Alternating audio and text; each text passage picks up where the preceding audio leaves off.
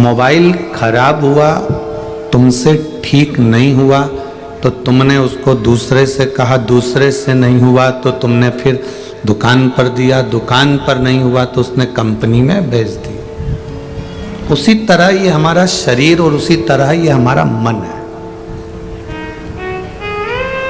जब मन खराब हो जाए, हृदय दुखी हो जाए, चित्त, दिल, मन कहीं लगे ना, लग रहा है कि आज मेरा दिल ठीक नहीं है, आज मेरा मन ठीक नहीं है, तो फिर उसे ठीक करने का प्रयास करो। आपसे ठीक नहीं होता तो परिवार के लोगों से कहो कि आज मेरा मन बड़ा दुखी। परिवार के लोगों से भी ये मन ठीक नहीं होता तो वो कहते हैं थोड़ा सा घूम फिर कर आओ। घूम फिर कर आ गए तो भी मन ठीक नहीं हो रहा, तो फिर एक काम करो, इस शरीर को, इस मन को 7 दिन के लिए कंपनी में भेज दो। कंपनी मतलब शिव महापुराण की कथा में भेज दो, अपने आप मोबाइल ठीक हो जाएगा।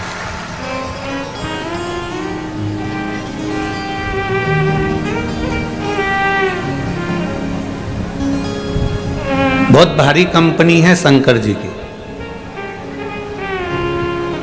इतना भारी एंटीना है और इतनी भारी कंपनी है कि यहाँ अच्छे अच्छे का नेटवर्क मिल जाता है। जिसका नहीं मिले उसका भी नेटवर्क यहाँ पर है शिव के पास।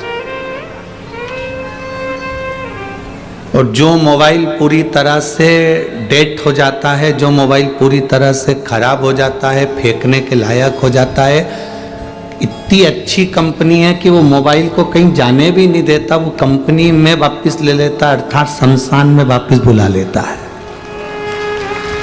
वो मोबाइल को इधर उधर जाने ही नहीं देता, वो कंपनी का माल कंपनी में ही आ गया वापस कर।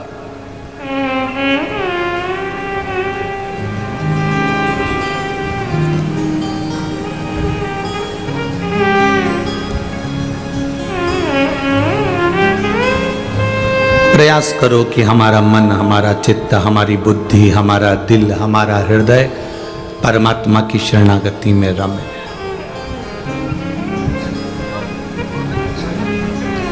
जब अच्छा ना लगे, एक लोटा जल लेकर महादेव के करीब में चले जाओ। अब कई लोग कहते हैं गुरुजी हमारा तो मन मंदिर में भी नहीं लगता, हमारा मन तो कहीं लगता ही नहीं है, हमारा दिल तो कहीं मंदिर में भी नहीं लगता, पूजन में नहीं लगता, आराधना में नहीं लगता, अर्चना में नहीं लगता, हमारा मन कहीं नहीं लग रहा।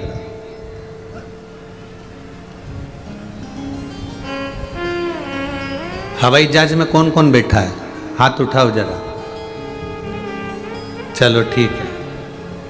हवाई जहाज किस किस ने देखा है? टीवी पे देखा हो, चाहे मोबाइल में देखा हो, चाहे कहीं देखा हो, देखा सबने है ना। हवाई जहाज जैसे ये हवाई जहाज है और जमीन पे रखा है, ठीक है, खड़ा। अब इसमें सब बैठ गए, बैठने के बाद एकदम उड़ जाएगा क्या? जम के तो बोलो जरा, क्या करेगा? पहले थोड़ा चलेगा, चलने के बाद फिर दौड़ेगा, दौड़ने के बाद और स्पीड में दौड़ेगा, और दौड़ता हुआ इतनी स्पीड ले लेगा, फिर आखिरी में उड़ जाएगा। उसी तरह लोग कहते हैं हमारा मन भगवान में नहीं लगता, हम कहते हैं पहले हवाई जहाज को खड़ा तो करो मंदिर में। ये दिल, ये मन पहले मंदिर में खड़ा तो करो, एकदम उड़ेगा थोड़ी ना। पहले मन मंदिर में जाएगा, फिर धीरे धीरे धीरे धीरे चलेगा, लोगों को देखेगा, बोलबम का नारा है, बाबा है सहारा, श्री शिवाय नमस्तुभ्यम, सारी समस्या का हल एक लोटा जल। अब मन धीरे धीरे, 1 दिन 2 दिन नहीं लगेगा, 3 दिन नहीं लगेगा, हल्का जब हवाई जहाज चलना चालू करेगा, धीरे धीरे धीरे धीरे फिर तो ऐसी स्पीड ले लेगा कि कोई मंदिर जाए तो ना जाए, सबसे पहले तुम मंदिर जाओगे और मंदिर में सेवा कर कर आओ। और जब उसने स्पीड ले ली और ऐसी स्पीड लेगा, फिर यूं उड़ेगा और उड़ेगा तो सीधे कैलाश मानसरोवर तक पहुंच जाएगा और मेरे भोले बाबा मिल जाए। ये मन है।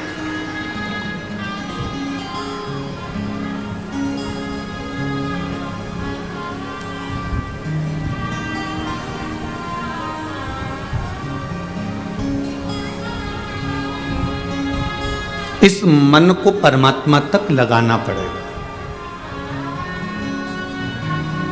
लोग कहते हैं हमारा मन नहीं लगता, लोग कहते हैं हमारा दिल नहीं लगता, लोग कहते हैं हमारा मन नहीं लगता। तुम्हारा मन पत्नी में भी तो लगता है, तुम्हारा मन तुम्हारे बच्चों में भी तो लगता है।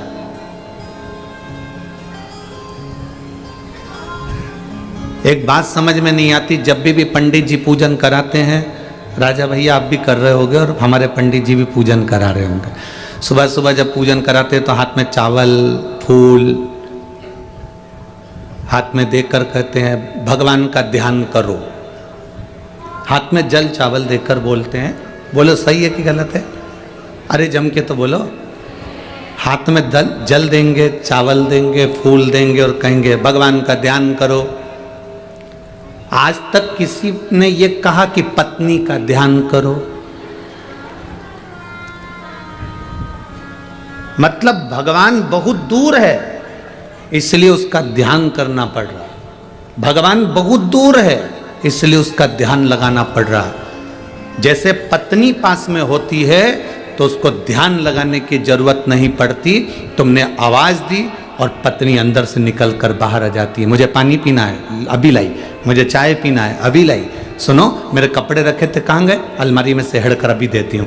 क्यों? मेरा सामान रखा था कहाँ गया? अभी देती हूँ। पत्नी को बुलाया, पुकारा और आ गई। भगवान और पत्नी, अब भगवान के लिए तुम ध्यान लगाओ, भगवान का स्मरण करो, ध्यान करो, भगवान का ध्यान करना पड़ रहा है। मतलब भगवान हमारे करीब में नहीं है। अगर भगवान हमारे करीब में होता तो हमें ध्यान लगाने की जरूरत नहीं पड़ती, वो हमारे पुकारने पर हमारे सामने आ जाता। अब पुकारने पर परमात्मा कब आएगा? और पुकारने पर भगवान कब आएगा? जब तुम उसको अपने करीब समझोगे, जब तुम अपने उसको नजदीक समझोगे, अपने पास उसको मानोगे, अपने करीब उसको मानोगे, तब वो पास है।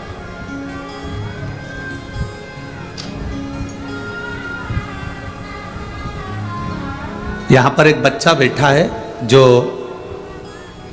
5-6 साल का हो गया था पर बोलता नहीं था, और उसकी माँ ने पशुपति व्रत किया। और पशुपति व्रत भी क्यों किया कि उसके घर के सामने कोई काम करने वाली आती थी तो वो उस बच्चे को देखती थी तो बच्चा बोलता नहीं था, निपट गूंगा था, बोलता नहीं, चलने में भी उसको प्रॉब्लम, बोलने में भी उसको प्रॉब्लम। तो उसने कहा कि एक बार पशुपति व्रत करो। तो उस महिला ने उससे कहा क्या तुमने पशुपति व्रत करा है? तो कहा व्रत तो नहीं करा, पर मैंने सुना है वो सियोर वाला महाराज बताता है पशुपति व्रत को, और जो जो करता है उसका कार्य होता है।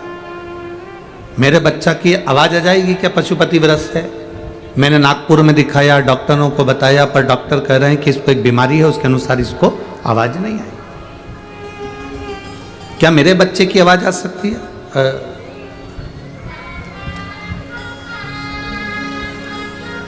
छाया श्रीकांत शेवालकर, मैं तहसील उमरखेड़, गांव ढांडाकी है कि हाँ तुम समझ गए ना? हाँ ठीक है कि हूं। कहीं बैठी हैं क्या? कहीं बैठी हो तो हाथ हिला सकती हैं। अगर कहीं बैठी हो, छाया श्रीकांत शेवालकर, उमरखेड़ गांव डैश डैश डैश, ठीक है। कहीं बैठी हो तो हाथ हिला सकते हैं। तो मेरे बेटे की आवाज नहीं थी गुरुदेव, बोल नहीं पाता था, लोग उसको हंसते थे।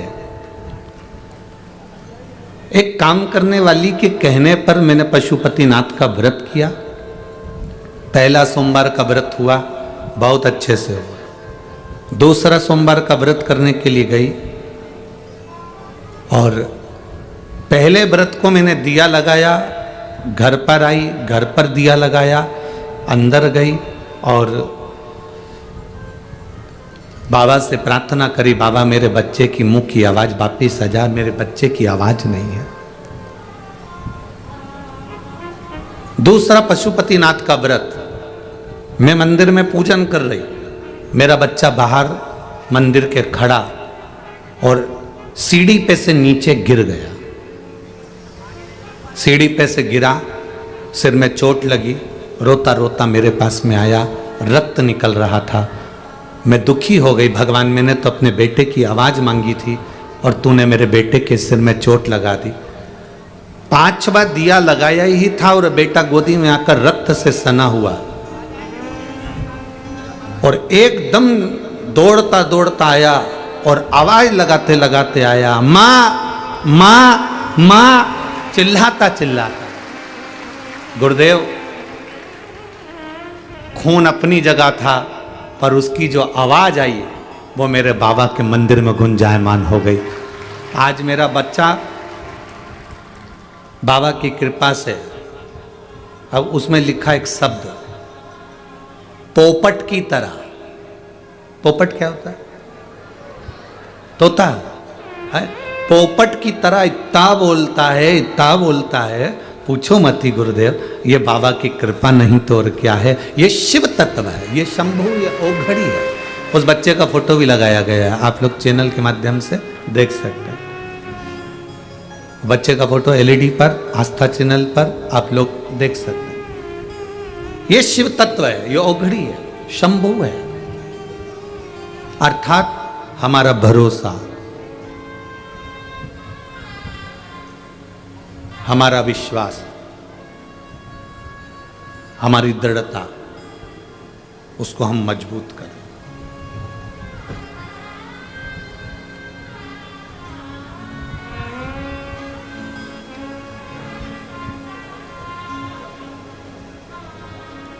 और कोई होता तो उसको लगता कि मेरे बच्चे के सिर में चोट लग गई, पर उस मां ने यह विचार कर लिया कि मेरा करा हुआ पशुपतिनाथ का व्रत सफल हो गया। उसके सिर में चोट लगना हुआ और भगवान ने उसको वाणी प्रदान कर दी, आवाज दे। कभी कभी हमको लगता है कि परमात्मा ने सारा बुरा मेरे साथ कर दिया।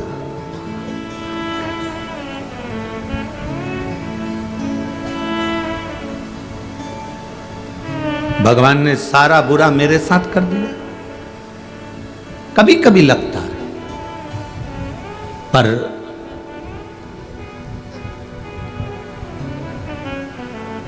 वो कहते हैं ना, जिनकी नजरों में शंभु समाए, जिनकी नजरों में शंभु समाए, वो नजर फिर भटकती नहीं है। जिनकी नजरों में शंभु समाए, वो नजर फिर भटकती नहीं है। जिनके नेत्रों में शिव है, जिनके नेत्रों में कृष्ण है, जिनके नेत्रों में राम है, जिनके नेत्रों में दत्त है, जिनके नेत्रों में हरि विठ्ठल है, जिनके नेत्रों में पांडुरंगा है, फिर वो नजर कहीं भटकेगी नहीं, फिर वो संसार में कभी भटकता नहीं। भटकना छूट जाता है, आप फिर भटकते नहीं। शिव नयनों में समा गए।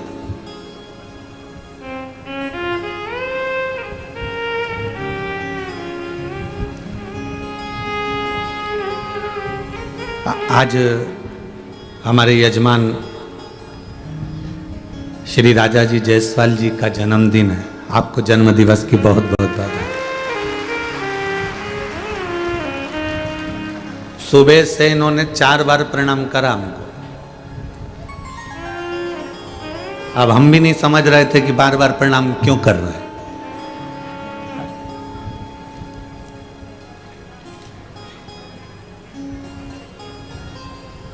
अच्छा, हमको कल से मालूम था कि इनका जन्मदिन है, परंतु वो 4 बार प्रणाम क्यों कर रहे हैं ये थोड़ी ना समझ सकते कि भाई प्रणाम क्यों कर रहा है। अब जो छोटा सा बच्चा होता है वो तो जान करके कहता है काका जी जाऊं, हाँ जा, पक्का जाऊं जाऊं, तो वो काका जी से इसलिए बोलता है कि जाऊं जाऊं, इसलिए बोलता है कि जेब में जो टॉफी रखी वो तो दे दो। अब ये 4 बार प्रणाम कर रहे, तो सुबह भी करा, फिर वापिस प्रणाम करा, फिर प्रणाम करा। अब हम नहीं समझे तो फिर हमने कहा हैप्पी बर्थडे टू यू। कहा गुरुजी रिटर्न गिफ्ट, हमने कहा इसीलिए तो हम पूछ ही नहीं रहे थे कि जन्मदिन की बधाई दी जाओ। हमने कहा क्या चाहिए बोलो। कहा गुरुजी बस ऐसी कृपा कर दो कि बनी में एक बार 2028 में फिर कथा हो जाए।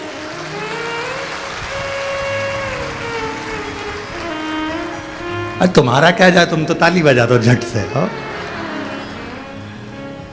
ऐसी कृपा करो कि 2028 में बनी में फिर कथा हो जाए। हमने कहा ये तो बाबा की मर्जी है, और उसकी जब तक कृपा नहीं होती तब तक कुछ नहीं होता। ये कथा भी जो हो रही है उसी की कृपा से हो रही है, और आगे भी अगर वो कराएगा, हम तो यही व्यासपीठ से कहकर जाते हैं कि बाबा आप लोगों की झोली में इतना दे कि आप 2028 में भी कराएं, फिर और आगे कराएं, फिर और आगे कराएं, ऐसे कराते रहें और बाबा का गुणगान करते रहें। मना नहीं है, शिव करा। और तेरी कृपा बिना न हिले एक भी अणु, लेते हैं श्वास तेरी कृपा से बखान क्या करूं मैं राखों के ढेर का, चपटी भभूत में खजाना कुबेर का। हे गंगाधार मुक्ति द्वार ओमकार तू, बोले ओमकार तू। आयो शरण तिहारी शंभो तार तार तू। ये शिव के बिना नहीं हो सकता। बाबा जब कृपा करे तब हो जावे, बाबा जब करुणा करे तब हो जावे। एकदम हवाई जहाज नहीं उड़ेगा, थोड़ा जाना पड़ेगा।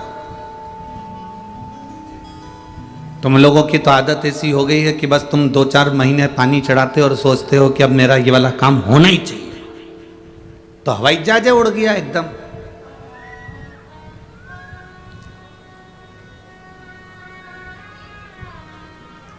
थोड़ा समय लगता है, थोड़ा सा।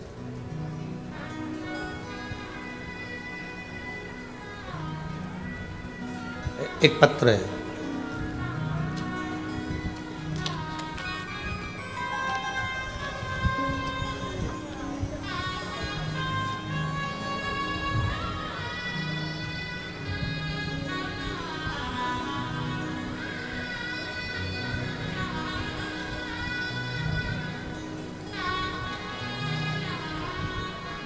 इन्होंने नाम लेने को मना करा है पत्र का, पर वणी के नजदीक का है।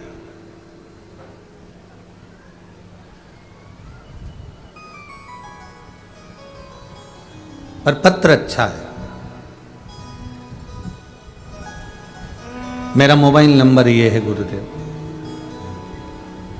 मैं कभी भगवान को नहीं मानता था,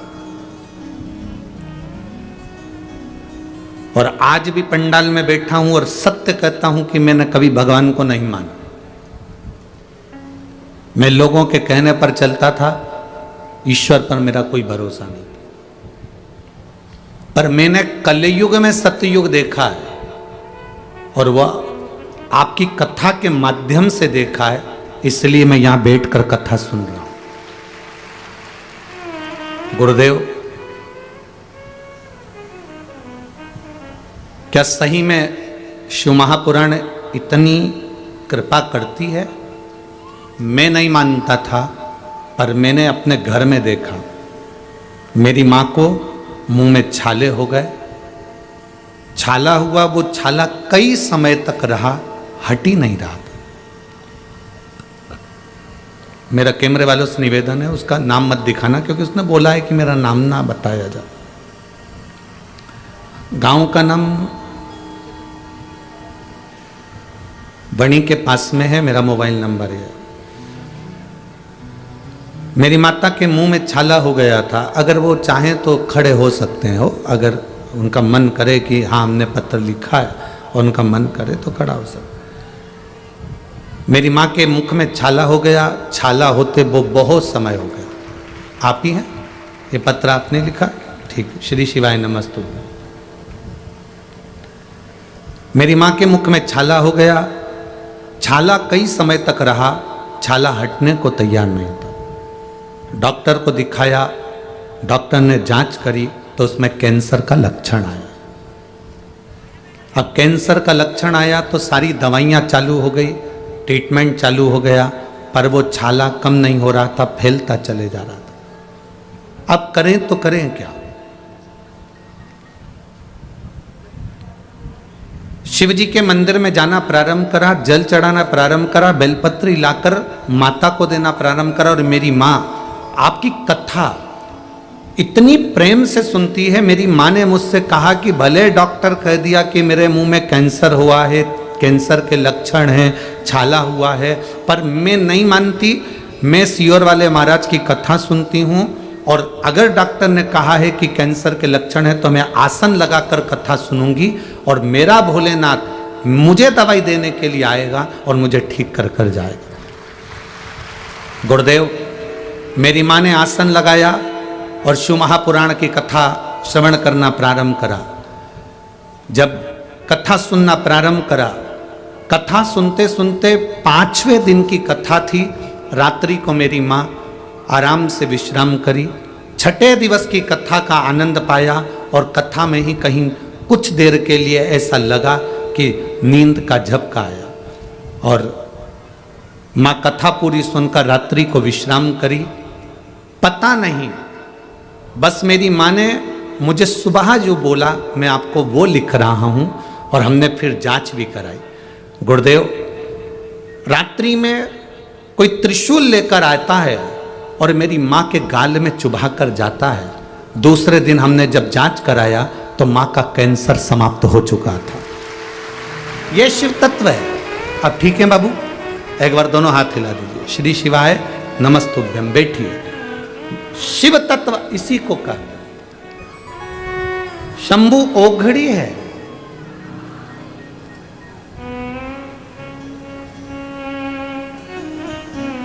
खाली ना जाता कोई दर से तुम्हारे,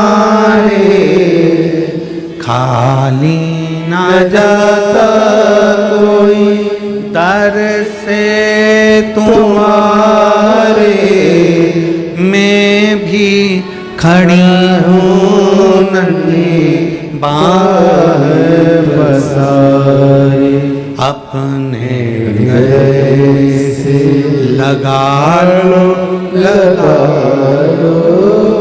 गिरा जा रहा हो, उठा लो। इन्होंने पत्र में लिखा, एक भी छाला मुख में नहीं रहा जो छाले बढ़ रहे थे, एक भी छाला। एक विश्वास, उसमें सियोर वाला महाराज तुम्हारे पास में नहीं आया, उसमें कोई आपने कोई भभूति या कोई बेल या कोई टोना नहीं करा, उसमें आपने केवल एक काम करा, अपने विश्वास को पक्का करा कि मेरा शंकर मेरे साथ है तो मेरा बाल मक्का नहीं हो सकता, यह निश्चित है, निश्चित। अगर मेरा शिव मेरे साथ में है तो फिर क्या है?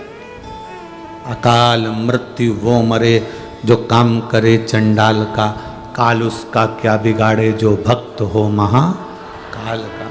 जो शिव की आराधना करने वाला होता है, शंकर की उपासना करने वाला होता है, ध्यान रखना उसके साथ शंकर कदम से कदम मिलाकर चलते हैं। आप भटकोगे नहीं,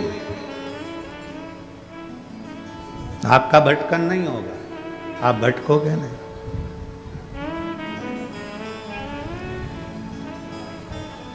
आपका विश्वास दृढ़ करिए, एकदम हवाई जहाज नहीं उड़ेगा, थोड़ा जाते रहना, उसकी चौखट पर, उसके मंदिर पर जाते रहो।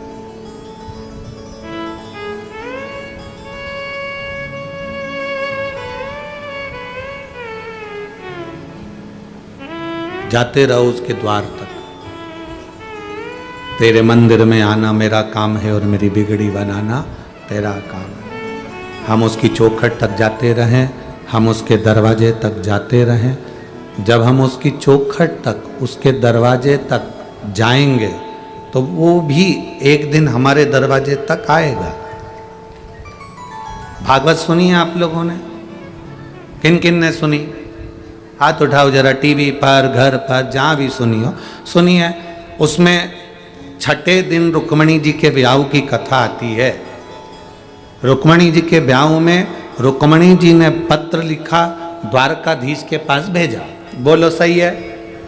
अरे बोलते जाओ, ठीक है। कहीं गड़बड़ बोले तो बोल देना खड़े होके, महाराज गड़बड़ है, ठीक है? तुम्हारा और हमारा तो रिश्ता घर का, परिवार का, उसमें तुम टेंशन वेंशन मत लिया करो कि अपन कुछ बोलेंगे तो महाराज को बुरा लग जाएगा। कई टेंशन नहीं अपने को, तुम तो बढ़िया मस्त। रुक्मणी जी ने पत्र लिखा, पत्र लेकर ब्राह्मण देवता गए, पत्र को भगवान को दिया। भगवान उस पत्र को पढ़ने के बाद रुक्मणी जी से कहते हैं, ब्राह्मण से कहते हैं कि रुक्मणी जी से जाकर कह दो तू श्रृंगार करके गोरा जी के मंदिर पहुंच जाना, जगदम्बा के मंदिर पहुंच जाना, मैं तुझे लेने आ जाऊंगा। सही है? बोलो तो ठीक है। भगवान ने रुक्मणी जी से यह क्यों नहीं कहा कि तो तैयार होके छत पे खड़ी हो जाना?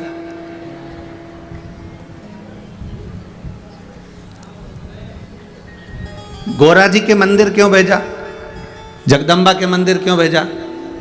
क्योंकि रामचरितमानस में लिखा है, शंकर विश्वास रूपिणो, शंकर जी विश्वास हैं, पार्वती जी श्रद्धा है। पार्वती जी क्या है? श्रद्धा। जगदम्बा क्या है? श्रद्धा। अम्बा क्या है? श्रद्धा। तुम श्रद्धा से अगर मंदिर में जाओगे तो भगवान तुमको लेने जरूर आएगा, ये भगवान सिद्ध कर।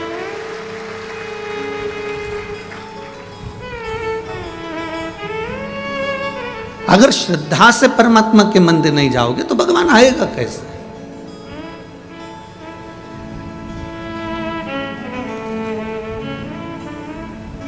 आप आए नहीं और सुबह हो गई, मेरी पूजा की थाली धरी रह गई।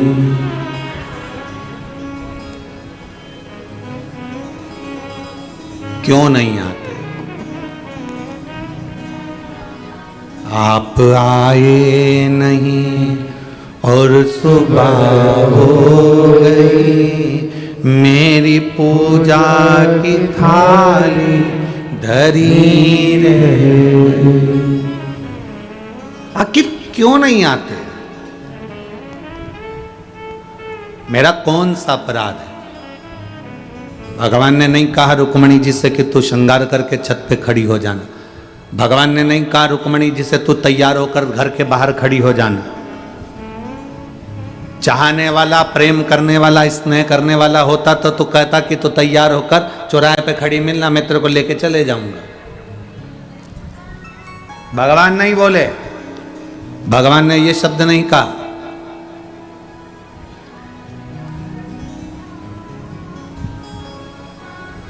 प्रेम की दो चीजें बड़ी प्रबल है। जो ये प्रेम होता है ना, स्नेह होता है ना, इसकी दो चीजें बड़ी प्रबल है। कौन कौन सी चीज प्रबल है?